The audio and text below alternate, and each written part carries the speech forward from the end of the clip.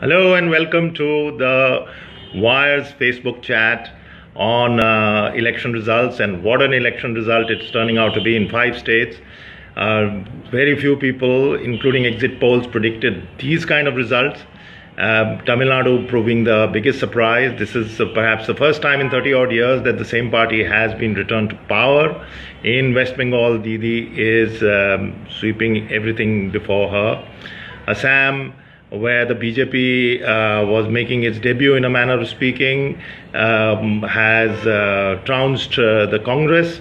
These are pretty bad times for the Congress, Puducherry notwithstanding. And Kerala, which is true to form, really, UDF, LDF, they keep alternating. But even so, the LDF has managed to come back after 5 years. So we will, over the next 20 minutes to 30 minutes, analyze all the results on the Wired's Facebook page. Welcome to ask questions. Please send them, type them in, and as soon as I see them, I will take them up, and we shall discuss in an interactive way how to what is happening in the 5 elections, but more importantly, what this portends for the next few months and beyond, as far as national politics is concerned. So keep them coming, and looking forward to your questions. So again, while I wait for the questions, this is what I see in West Bengal. Is turning out to be somewhat of a shocker for the Congress left combined. Many analysis can come out of this. One of the things is that the left and the Congress, which were fighting in Kerala against each other, tried to set up a joint front here, and it didn't work. One doesn't know whether the cadre on the ground was fully satisfied with this arrangement. But what is clear is that not only does Didi have her fantastic following in rural areas, which is there's not a dent in her popularity. In fact, it's only increased. We'll have to see, and I think that will probably bear out that she has support in the urban areas too. And that should be a worrying factor for the Congress and the left if it is true. I see Razi Ahmed saying, do you see Mamta bending towards NDA in the coming days? Well, that's been discussed for a while. And in fact, 5 years ago, she was with the Congress. This time she is not with the Congress. That itself indicates that perhaps she is more supportive of the NDA, of the BJP. She's certainly not shown any signs of being with the so-called third front. So if she wants to keep a good equation with the central government, which is what state chief minister would like to do, I think that is probably going to happen over the next few months. How this will translate is difficult to say, because she will also see the BJP as some kind of long-term threat. So she will be closer to the NDA, but I think she will, Mamta Banerjee being Mamta Banerjee, will want to show that she is her own woman and her own politician. Gautam Narayanan says, to what extent BJP has a factor in Kerala? From what one sees, they are about to open an account, or may have opened an account in Kerala. But as the Wire story has said, it is not just the BJP's electoral victory in Kerala or electoral performance in Kerala, but the fact that the BJP ideology and the spread of the RSS has been increasing. So the BJP is playing for long term here. And what is happening is, as in West Bengal, and now it will happen in Kerala too, a third factor is emerging in state politics. Wherever there have been a two-party race, a third factor is emerging. And this is going to happen in Tamil Nadu too. Well, in Tamil Nadu already Captain Vijaykanth is the third factor, but in fact the BJP will start making a dent there too. So in Kerala, the important thing is, you had the UDF, you had the LDF, everyone knew where they stood, they had their supporters, they changed guard every 5 years. Now, for the first time, a third factor is emerging. I don't know exactly, because all the numbers are not in, whether the BJP has been a factor in Kerala in terms of swinging the results. Too early to say, but certainly it is emerging as a presence. Razi, again, the numbers are not in, but in fact, there was this talk about Badruddin Tayyab being kind of having an arrangement with, I heard somebody on television say that there was a Supari arrangement, but his own party is not doing too well, so we don't know till the results come in. And if the results come in and his party has done poorly, the BJP may not want it, to be associated with it in any way. So since the BJP is winning, I think that becomes now a moot point. Let us see how the Badruddin's party does there. Kushagra Chadda says, will these results cause change in strategies for BJP in non-Hindi states? Yes, of course. It's a very important factor. They want to move beyond the Hindi belt. They already made a presence in Karnataka and in Maharashtra, which is outside the Hindi belt. And now perhaps in Kerala and West Bengal, and now in Assam, very crucial state, a border state. So where the Bangladeshi immigrants campaign seems to have been successful, illegal migrants. So this is definitely an expansion for the BJP as much as it is a contraction for the Congress. Somebody has asked, do I see this as a CPM's electoral demise? I don't think so. I think the CPM the left has done stupendously well in Kerala and in West Bengal. They have, with the Congress, they seem to be getting a fair number of seats. They're not winning, of course, but a fair number of seats. So I wouldn't say it is a demise. Again, I will not comment on whether it's improving or falling behind drastically, because till the final numbers come, you know that nothing is final. How reliable is the work of the Election Commission? Entirely different matter, but Election Commission in India has proved that it is an extremely efficient organization when it comes to organizing results. Unfortunately, the role of money power has still not been fully addressed, and this is really a serious issue that we keep talking about. And I'm sorry about that, folks. There was a disconnection, for all our, technological days. Sometimes broadband, Wi-Fi, 4G, etc. all are a little bit of a problem. So again, apologies, but I see there's those questions that were there earlier seem not to have seem not to have come back. But again, as I was saying, Election Commission, excellent job as usual in the heat of the scorching summer. But the question of money, and we saw what is happening in Tamil Nadu and in other places. So the question of money is still not fully resolved, and it's not the Election Commission's job alone. The political parties have to commit themselves to get the role of to bring in legislation which controls, and in fact which Aam Aadmi Party, for example, has tried to show that there are other alternative ways of crowdsourcing. So it's time to move in that direction and bring about strong legislation as well as strong accountability. And so to the question that whether the Election Commission has done a good job, I would say certainly it has done an excellent job, as it always does. Again, I think I would say the two highlights for me in this 5 election run have been Tamil Nadu and West Bengal.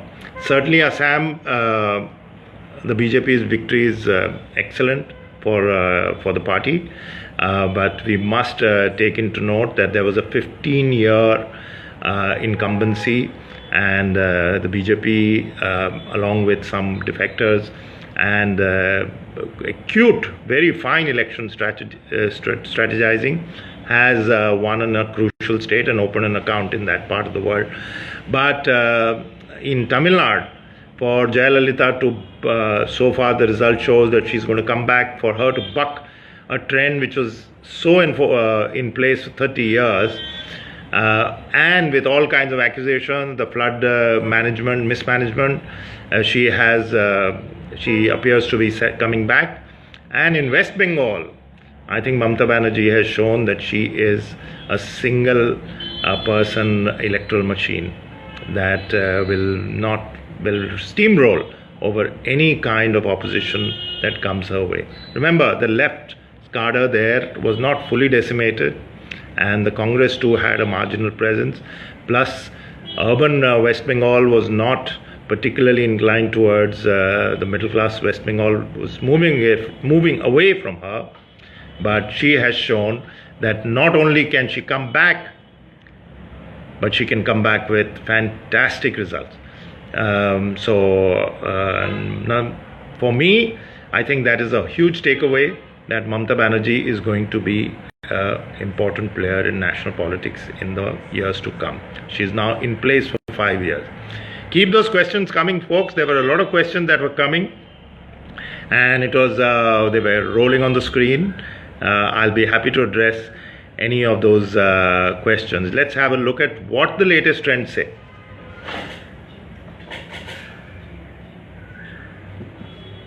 So West Bengal, out of 294, 218, Mamata Banerjee's party seems to be forging ahead. That is really fantastic.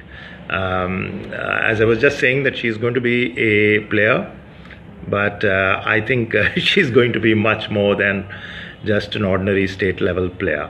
Other results?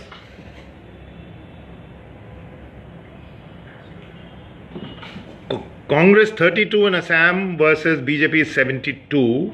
So again, no questions who's won. Mr. Gogoi, after 15 years, just couldn't pull it off once again. He had won 3 elections on the trot. The Congress had won 3 elections on the trot, but clearly this time round it did not pan out. Tamil Nadu, again,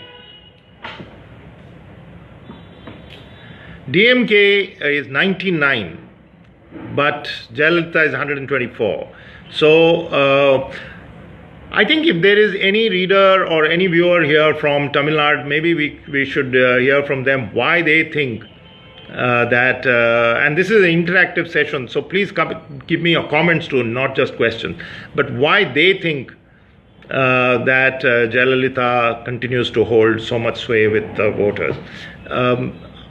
Not having covered Tamil Nadu very closely, I think 2 factors may have played into her advantages. That she is, shown perhaps that she provides reasonably good administration. I don't know. You have to tell me whether that's true or not.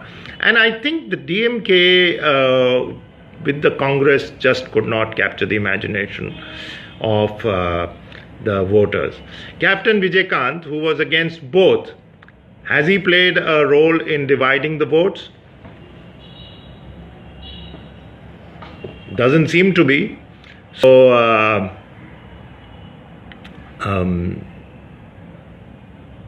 I see there is a question here. What EC have done to something prevent the EVM tampering? While most developed nations still... the question of EVM tampering has been coming up occasionally over the last few years. It has been found to be, in the Indian scenario, a far better option. There were attempts to try and prove that EVM ballot machines could be tampered with. And in fact, I remember that it was the BJP which had tried to show it. But clearly that is still in the Indian context. Anyone who has seen the elections in the last 30-40 years would remember that there was a lot of ballot stuffing with the paper. So this perhaps is the better option as far as India is concerned. Good question, Razi. Do you see the BJP softening its stance against immigrants in Assam after winning election over there? Mr. Modi, when he was campaigning in 2014, and the BJP in general in 2016 have been campaigning against illegal immigrants. So now they will have to show that they can do something. So I don't think that they will soften their stance. How hard they will be in terms of rounding up people and saying go back to Bangladesh remains to be seen. But I'm afraid after having raised the rhetoric on the question of illegal immigrants, I think it's going to be difficult. Now, how they do it is the crucial question.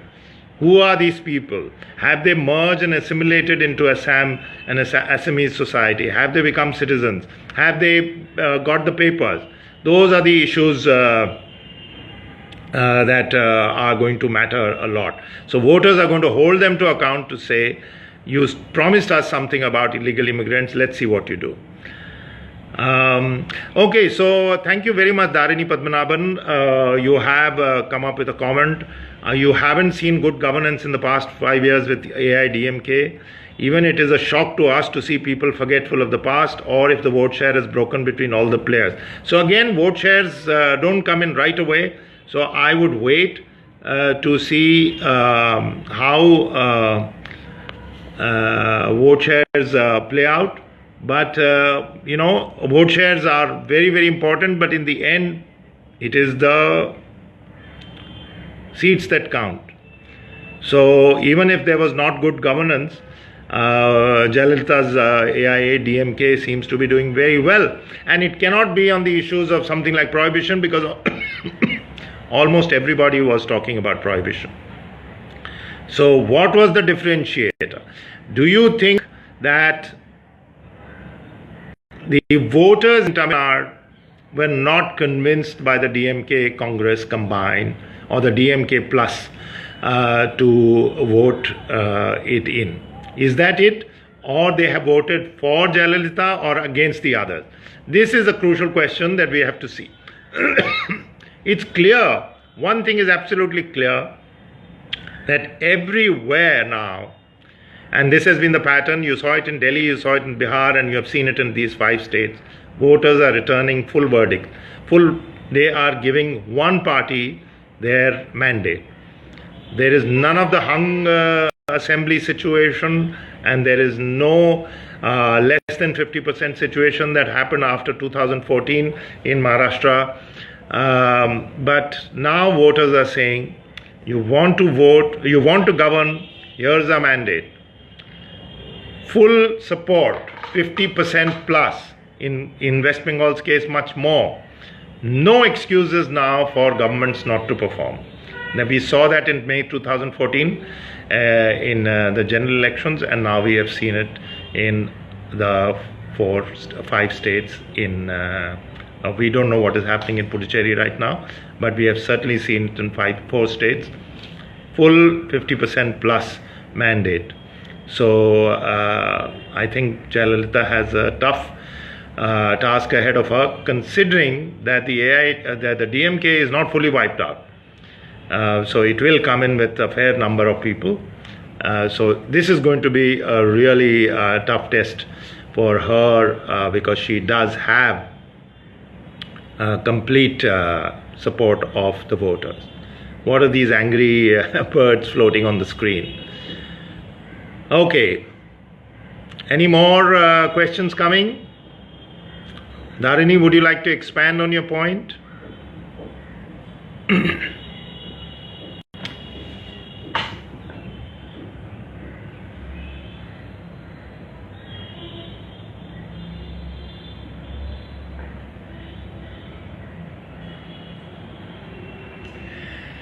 Kerala, you mean economic reforms? Will this win of BJP will expedite? I think economic reforms are not really connected to individual state level elections. And don't forget, BJP has only one state, so it has the mandate in the center as it is.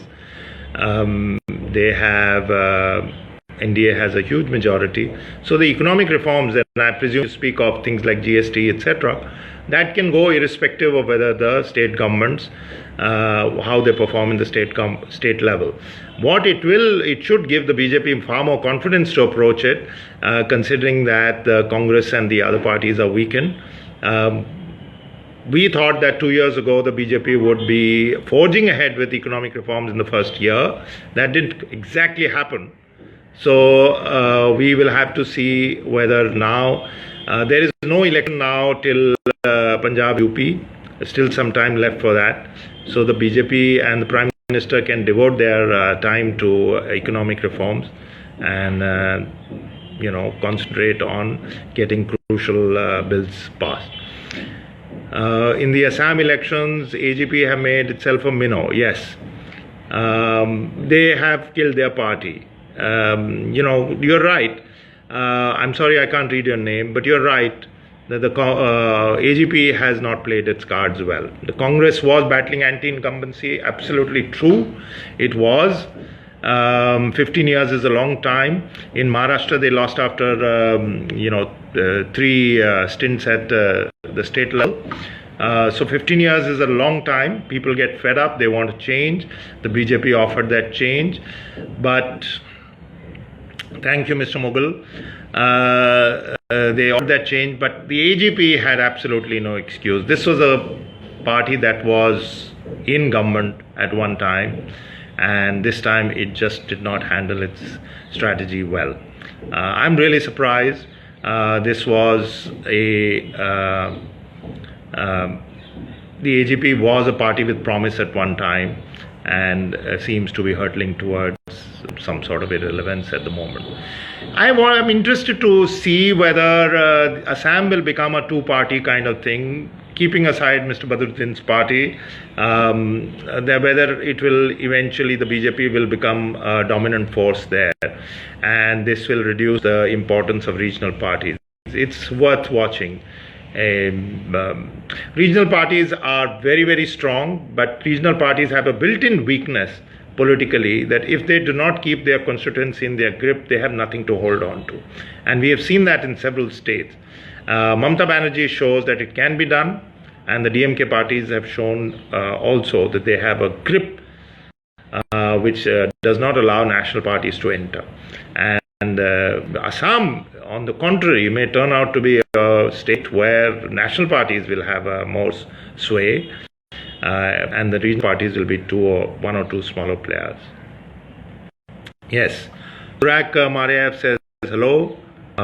Nothing more than that. Good question, Razi. Again, how much of this election will change equations in Rajya Sabha? Number-wise, BJP strategy-wise will always depend on numbers. Mamata Banerjee's and Jayalalitha's numbers will certainly add. I do not have the numbers of changing people right yet. Till the final results are coming, we cannot calculate how many BJP will get extra. But two things are definitely happening. One is that the Congress numbers, which I think 6-1 or something, is reducing, and the BJP's numbers, the NDA's numbers and the BJP supporter numbers are also increasing. If the BJP fulfills its what its plans are, that by the end of 2017 or even earlier, that it has sufficient numbers, then it can pull off majority in the Rajya Sabha too, which will help it in many of its legislative plans. But certainly at this moment, the Congress and Congress Combine, and the Congress Combine is a very fluid thing, because Mayawati supports them in Uttarakhand, but does not, may not support them elsewhere. And now you have to also examine how parties like Mayawati and Mulayam Singh Yadav are going to view these results. That's going to come in the next couple of days, but we have to see how they will examine these results. So BJP strategy will depend on what numbers they can get. As and when the numbers are available, it will become clear whether Jayalalitha and Mamata Banerjee's numbers will make a difference to their eventual plans. And so that is it. So Rajya Sabha actually is something that will be worth watching, but not right away. I think after this, most political animals, and that includes journalists, will be asking themselves what happens in Punjab and then eventually what happens in Uttar Pradesh. Uttar Pradesh, definitely there's going to be an impact, there is no question. First impact will be how the major other parties see aligning with the Congress and whether the Mahagathbandhan of Bihar can be repeated. And this might drive some parties to create the Mahagathbandhan. One never knows. But it will definitely give. First thing first, this will boost the confidence of the BJP, cadre, rank and file, which was down in the dumps after Delhi and after Bihar even more so. So this will boost their self-confidence that it can be done. And so they will go into UP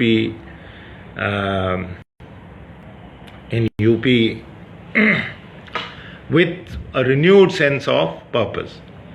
Prasanna wants to know, what do you think are the reasons as why a third front still seems to be a distant dream? Well, this time a third front was looking possible. Captain Vijaykanth had rallied everyone around him. He was going gung-ho. Seems to have not made any impact. I think voters of Tamil Nadu are clearly still in the grip of the DMK ideology, whether it is DMK or AIA-DMK. Both have extremely strong leaders and both have very, very well organized cadre. It takes time, it takes years, it takes decades to build up cadre of that level.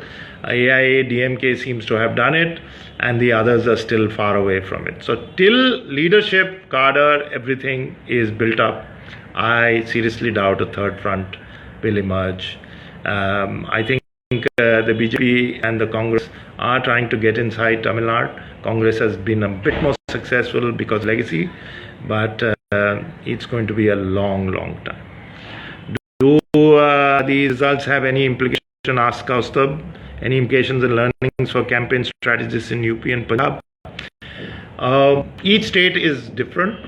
Punjab election campaign has already begun, as you can see, and the Congress has roped in a strategist, and the big factor there so far, it appears, is going to be Aam Aadmi, because there is an anti-incumbency mood there, and the BJP does not have the numbers to win the state on its own.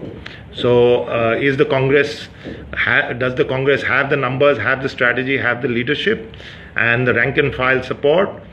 Plus, will Aam Aadmi Party make an impact? If Aam Aadmi Party makes an impact, you can be sure that it's going to dent the Congress. So all campaign strategists will be watching and retuning their strategies from now on. UP is a government by the BJP by proxy party. They have some support for BJP. I don't know whether it's by proxy. It seems to be a Samajwadi party. Will there be an alliance of Samajwadi and BJP? Again, as I said a little earlier, it all depends on how the BJP approaches the other parties and how the other parties see it.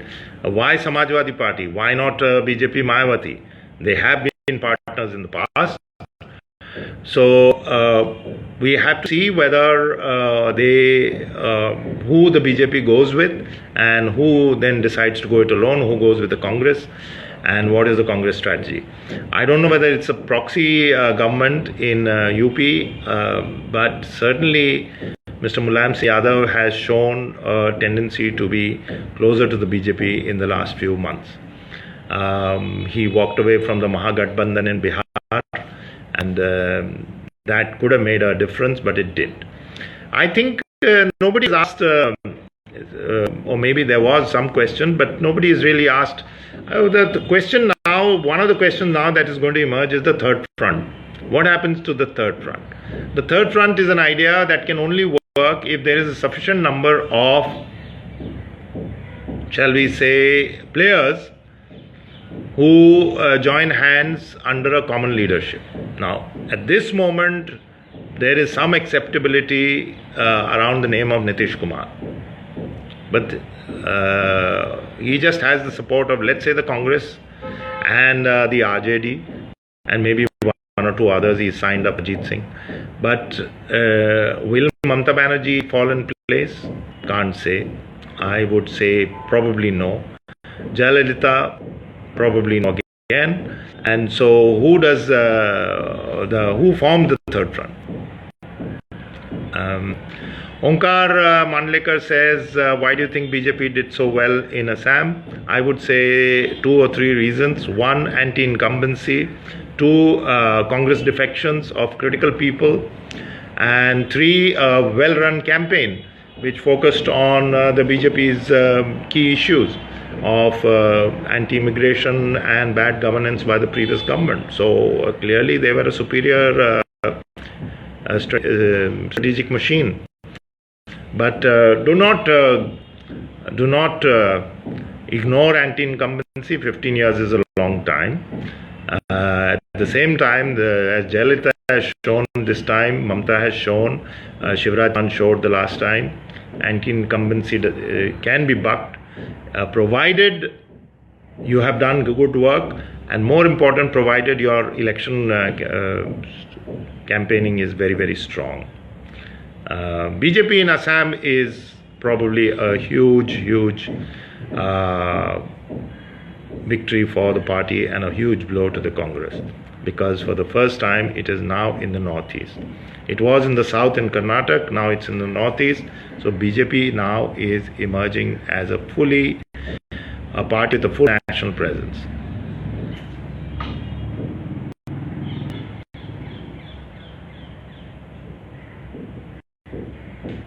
Again, nothing coming from West Bengal. I thought the West Bengal, maybe the Bengalis are celebrating because TMC has done such a stupendous job in winning the state for the second time after being in power. Everyone gave it no chance, or at least everyone said that it would be very hard put to win 50%. But here is a massive majority. It could well go up to 2/3 if it's not already. We don't know the exact final numbers, but Mamata Banerjee is going to emerge perhaps one of the strongest regional politicians in India. No more questions? Please send those questions. Are there more questions coming? So I'd like to just say one thing. I mentioned this a little while ago, that one of the key things to watch is how voters are now giving full majorities to parties, because not once since the Delhi election has any government, has any state voted anything but full majority. Even before that, between 2014 and 2015, only in Haryana and Maharashtra were there less than 50%, but it was a full majority everywhere after that. Rajasthan, Madhya Pradesh, Delhi, Bihar, and now here, 5 states. And before that, in 2014 May, a full majority in 30 years. No one had won before. So is this a message that coalition governments are not good at governance, and that we want a party to come in and run the state without any encumbrances and prove that it is good at governance? If you don't prove that you're good at governance, you're kicked out. Of course, there are other reasons also, but you get kicked out. But we want you there and not make any excuses about coalition. After TMC win, what about the agitation for a separate state of Gorkhaland? I'm afraid I'm not an expert on that, but Gorkhaland has been, simmering for the last 30 odd years. So I don't know whether that issue came up in this elections. Ishan, what can make BJP win when report says nothing has improved on the ground? Communal politics. Well, polarizing politics which is based on local emotions, yes, certainly certainly the BJP does indulge in that. But again, as I said, election results are complicated affairs. Parties get kicked out, parties get voted in with hope. The BJP must have also promised, better governance. Nothing has improved on the ground in 2 years in the country. State level elections work on different dynamics. They look at very, very local issues. So even assuming a voter thinks that nothing has changed in the country, it doesn't matter to the voter as long as state issues are being addressed. So in fact, in Assam, where the BJP has won, it is actually promising a better government. So it has nothing to do with what's happening in the rest of the country. Is this the stage for Rahul Gandhi to retire from politics or take charge? One or the other. Either quit or lead. Well, that's something the Congress party will decide. And I must say the Congress party is in two minds, or maybe more than two minds, because they just cannot seem to come to grips with this issue. I think the biggest problem the Congress party is facing at this moment is that it has a super campaigner in Sonia Gandhi, but she can't go on, and the next gen has to take over, and the next gen is not showing the kind of capability that will inspire confidence. So if you ask my absolute personal opinion, I would say you should take charge and take the responsibility. But again, as I said, this is an absolute personal opinion. Does the BJP have new ideas or scheme, or is it just rebranding the Congress plus cow? Shuri. That was Arun Shuri's memorable remark, Congress plus cow. Again, that's at the center, that it is just taking old schemes, renaming them, and saying we are going to do this and that. Niti Aayog was what the old planning commission was. Many of the schemes have continued, including Aadhaar and Manrega. It is a little unfair to say it is Congress plus the cow, because it's Congress plus several other things, and certainly the BJP's agenda on culture and history and education is very different from the Congress. But yes, again, what I find very, very interesting is that there is one set of perceptions about the BJP as a party which is running India, and quite another when it comes to fighting a state level elections. Mind you, please note the fact that the BJP has won exactly one state and maybe made some marginal gains in the others. So the big story here to me is not just the BJP winning Assam, however significant this is. The big story is two fantastic performances by two incumbent governments whom everyone said suffer and who were facing strong opposition. Tamil Nadu, fantastic performance by Jayalalitha, but with a very tough opposition. Mamata Banerjee has simply steamrolled over her opponents. So thank you very much. We have completed 30 minutes, and 1 o'clock my colleagues Venu and the political expert Hartoor Singh Bal will be talking to you like this. I hope you enjoyed. Please send your questions to the next team, and the results will be slightly better known. And thanks for participating. Thank you.